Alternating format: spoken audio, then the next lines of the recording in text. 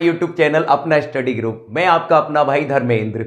मैं बताऊंगा बच्चों इस वीडियो के अंदर कि तुम्हें कैसे अपना मैथ का एग्जाम लिखना है जिससे एक भी नंबर ना कटे। कौन से क्वेश्चन पहले करने हैं, कौन से क्वेश्चन बाद में करने हैं, ये बात मैं इस छोटी सी वीडियो के अंदर शेयर करने जा रहा हूं बच्चों। तो प्यारे बच्चों इस बात को ध्यान से समझना।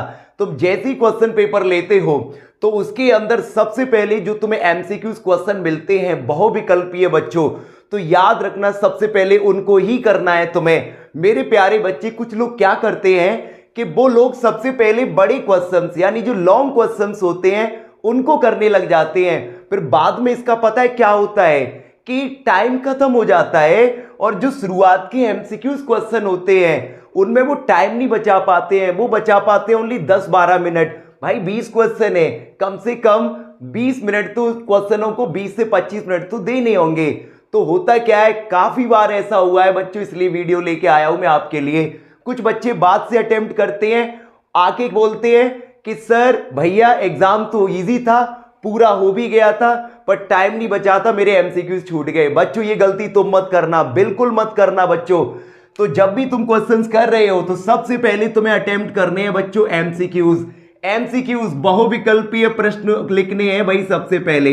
इनमें सबसे ज्यादा फायदा क्या मिलता है कि तुम्हें ये चीजें केवल रफ वर्क में सॉल्व करनी है, रफ कार्य में सॉल्व करनी है, उसका सॉल्यूशन नहीं देना। जो जिनके आंसर आ रहे हैं आजकल पता है तुम लोगों को, यूपी बोर्ड में तो बच्चों ओएमआर सीट मिलती है।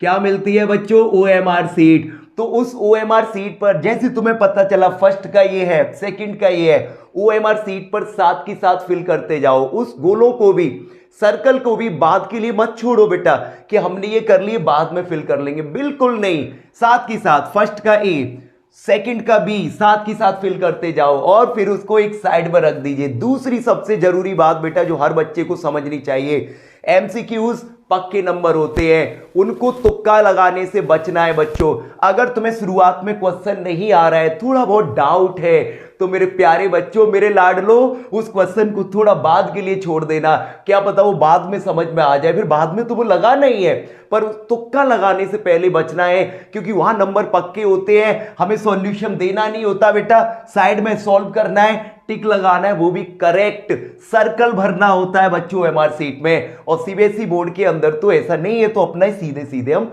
कर सकते हैं बच्चों। तो इतनी बात समझ में आ गई। उसके बाद तुम्हें आगे क्वेश्चन अटेम्प्ट करनी है। सबसे जरूरी बात, बहुत बच्चे मुझे कमेंट में लिख के भेजते हैं कि भैया अगर हमारा कोई क्वेश्चन गलत हो गया तो फिर हम क्या करें। तो प्यारे बच्चों याद रखना, जैसे तुम कोई क्वेश्चन कर रहे हो और वो क्वेश्चन तुम्हारा गलत हो गया है, तुम्हें पता चला ही गलत हो गया है, तो कुछ बच्चे जो शुरुआत में 10th क्लास में, मेरे प्यारे बच्चे शुरुआत में तो एग्जाम में बैठते ही है, लेकिन वो कुछ बच्चे क्या करते हैं, उनको ऐसे काट देते, ऐसे करने लग जाते जैसे ड्राइंग शेडिंग कर रहे हो। बिल्कुल नहीं बेटा, एक बार उसको कट लगा दो, एग्जामिनर को पता चल जाएगा ये गलत हो गया है, तो उसको नेक्स्ट पेज पर सॉल्व कर दीजिए। कभी भी ऐसे मत करना, ध्यान रखना इस बात को। कॉपी, नोटबुक, जो भी तुम पेपर में लिख रहे हो बेटा वो बहुत नीट एंड क्लीन होना चाहिए। राइटिंग थोड़ी बहुत इधर हो फर्क नहीं पड़ता बेटा, लेकिन साफ साफ दिखना चाहिए। एग्जामिनर को लगे कि किसी टॉपर की नोटबुक चेक कर रहा है। भाई ध्यान रखना बच्चों, सीधे सीधे याद रखना इस बात को। और क्वेश्चन का सॉल्यूशन जितना बड़ा है उतना ही बड़ा लिखना है भाई, मैथ के अंदर तो उतना ही बड़ा लिखना होता है। चाहे वो क्वेश्चन आया 4 मार्क्स का, बेटा वो खत्म आ गया 4 लाइन में, तो वो 4 नंबर ही देगा, 4 मार्क्स ही देगा। इस बात को भूलना मत बेटा। तो इन बातों का तुम्हें ध्यान रखना है। सबसे पहले एमसीक्यूज और फिर सीधे धीमे धीमे जो जो क्वेश्चन तुम्हें आते जा रहे हैं उनको लगाते जाओ। फिर प्लस सबसे पहले वही क्वेश्चन लगाने जो तुम्हें पहले आ रहे हैं बेटा, ये भी बात ध्यान रखे।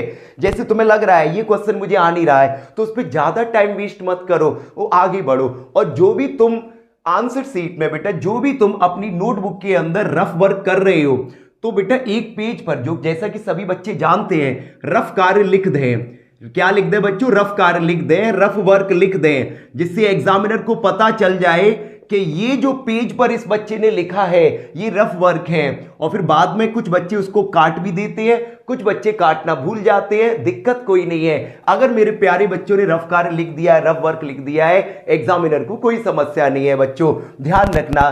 तो अगर इसी ट्रिक से तुम्हें लिखना है तो अच्छी तरीके से समझना है बेटा, एग्जाम में एक भी क्वेश्चन नहीं छूटेगा।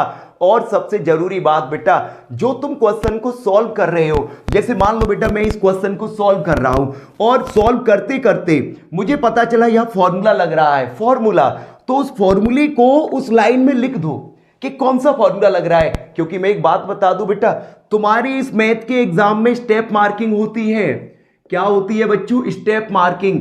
याद रखना बच्चों, अगर तुमने कोई क्वेश्चन पूरा सॉल्व किया है और वो मान लो लास्ट में एक दो लाइन उसमें गलत हो गई है, तो बच्चों तुम्हें ऊपर जितना सॉल्व किया है वो अगर करेक्ट है तो नंबर पूरे मिलेंगे। तो बहुत संभल के करना है बेटा स्टेप मार्किंग। तो जितना उसमें लिखने का तरीका होता है, मेथड होता है, उसको अच्छे तरीके से लिखे। और मैंने क्या बताया, जैसे फॉर्मूला लग रहा है कि तुम्हें पता चल गया कि यहां पर सरफेस एरिया का फॉर्मूला लग रहा है, पृष्ठीय क्षेत्रफल लग रहा है, या ट्रिग्नोमेट्री का फॉर्मूला लग रहा है ये वाला, तो उस फॉर्मूले को नीचे लाइन में ब्रैकेट में लिख दो। उस फॉर्मूले का भी नंबर तुम्हें कहीं ना कहीं मिलेगा बच्चों। तो इस तरीके से तुम एग्जाम को लिखोगे तो एक नंबर भी नहीं तुम्हारा कटेगा बच्चों। तो सभी को मेरी तरफ से बेस्ट ऑफ लक, एग्जाम सब अच्छी तरह करना। और वीडियो पसंद आई हो अपने दोस्तों में शेयर करना बिल्कुल ना भूलना।